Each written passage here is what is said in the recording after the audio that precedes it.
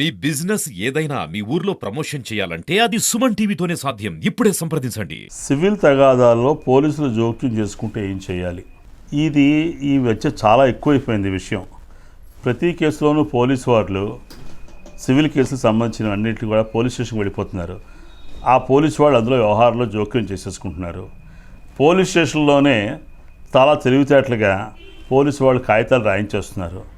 లేనివి ఉన్నవి బలవంతంగా పార్టీల చేత కమిట్ చేయించేసి అక్కడ కాగితాలు రాసేస్తున్నారు. ఇది చేయడం నైతికంగా తప్పు. And at the same time ఏమిటంటే సివిల్ తగాదాల్లో పోలీసులు అన్నవాళ్ళు జోక్యం చేసుకోకూడదు అని ఎప్పటి నుంచో ఒక ప్రొవిజన్ ఉంది. దానికి భిన్నంగా పోలీసు వాళ్ళు ప్రవర్తిస్తే మట్టుకు మీరు కావాలంటే ఆ పర్టికులర్ పోలీస్ పర్సనల్ని కూడా వాళ్ళ మీద కూడా మీరు పర్సనల్గా సూ చేయొచ్చు. పార్టీగా చూపించి అనవసరమైన కోర్టు నన్ను పోలీసులు పిలిపించి కూర్చోబెడుతున్నారు గంటల తరబడి, అకారణంగానండి నన్ను చేస్తారని చెప్పి కావాలంటే చేయొచ్చు. ఒకవేళ పోలీసు వాళ్ళు జోక్యం చేసుకోవడం విషయంలో ఎలాంటిది వచ్చాయంటే ఈ మధ్య ఈ బ్యాంక్ రికవరీస్ మనీస్లో ఇళ్లకు వెళ్ళి బ్యాంకు బ్యానర్స్ గొడవ చేస్తున్నారని, కొంతమంది మా పరువు తీసేస్తున్నారు, బయట గొడవ చేస్తారని చెప్పి వాళ్ళు బ్యాంకు వాళ్ళు చేస్తున్న దురుస్తనానికి పోలీస్ స్టేషన్కి చెప్తున్నారండి.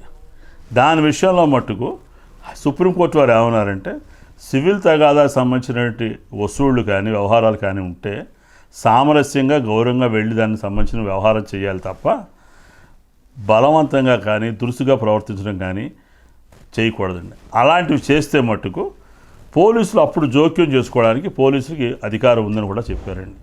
ఎందువల్లంటే ఒక మనిషి యొక్క పరువుతో కూడిన వ్యవహారంలో ఇలాంటి ఇంటికి వచ్చి ఇంటి దగ్గర హడావుడి చేసి అల్లరి చేస్తే ఆ మనిషి యొక్క పరువు, ఫైనాన్షియల్ క్రెడిట్ అన్నీ మార్కెట్లో అన్నీ దెబ్బతింటాయండి. వాటి క్రెడిట్ వర్దినెస్ దెబ్బతింటుందండి.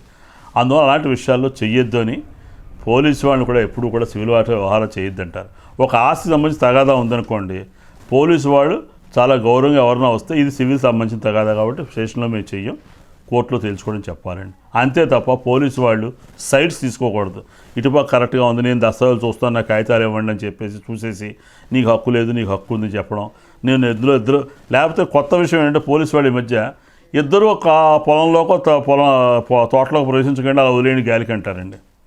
దానివల్ల నష్టపోయేది ఇద్దరు నష్టపోతారండి పార్టీలు. అందువల్ల అలాంటి వ్యవహారాలు చేయకుండా అలాంటి సివిల్ తగాదాలకు సంబంధించిన కేసులు ఏమైనా ఉంటే సివిల్ కోర్టుకి వెళ్ళిపోండి తప్ప మీ ఆ పరిధిలోకి రావు అని పోలీసు వాళ్ళు గౌరవంగా చెప్పించేస్తే ఏ విధంగా తగాదాలు ఉండవు. లేకపోతే అనవసరంగా పోలీసు ఇన్ఫ్లుయెన్స్ మళ్ళీ పోలీసుల మీద కేసులు ప్రైవేట్ పార్టీలు వేయడం, సివిల్ డిస్ప్యూట్ వల్ల దానికి ఒక క్రిమినల్ కలర్ వచ్చి ఒక కొత్త గొడవలు దారితీస్తూ ఉంటుందండి. ఎందుకంటే ఒక మనిషిని పోలీస్ స్టేషన్ పిలిపించేయడం అంటే ఇంకో ఆపోజిట్ పార్టీ పిలువబడ్డ మనిషి చాలా అఫెండ్ అవుతాడు. నన్ను పోలీసులు తీసుకొచ్చిన అవసరం కానీ అది రగిలిపోయి పెద్ద చాలా కార్చులా ఇద్దరి మధ్యలో గొడవలు పెరిగిపోతూనే ఉంటాయి ప్రతి విషయానికి. అందులో పోలీసులు జోక్యం చేసుకోకూడదు. జోక్యం చేసుకుంటే పోలీసులు కూడా మీద కూడా యాక్షన్ తీసుకోవడానికి మీకు ఏమి జంకక్కర్లేదు. పార్టీలు హ్యాపీగా వాళ్ళ మీద కూడా కేసు వేసేసుకోవచ్చు. ఎటొచ్చి ఏమిటంటే ఈ గొడవలు ఇంకా పెరిగిపోతాయి అనేటువంటి భయం కొద్దీ పోలీసుల మీద జనరల్గా వేయటం లేదు. అంటే ఈ కేసు కాకపోతే ఇంకో కేసులో మమ్మల్ని బుక్ చేసేస్తారు, ఏదో అబద్ధం పెడతారు అని. కానీ అలాని మన యొక్క సివిల్ లిబర్టీ దెబ్బతినే పరిస్థితి వచ్చినాడు సివిల్ కోర్టుకి క్రిమినల్ పోలీసు మీద కూడా కేసు వేసుకోవచ్చు. ఏ విధమైన ఇబ్బంది లేదు.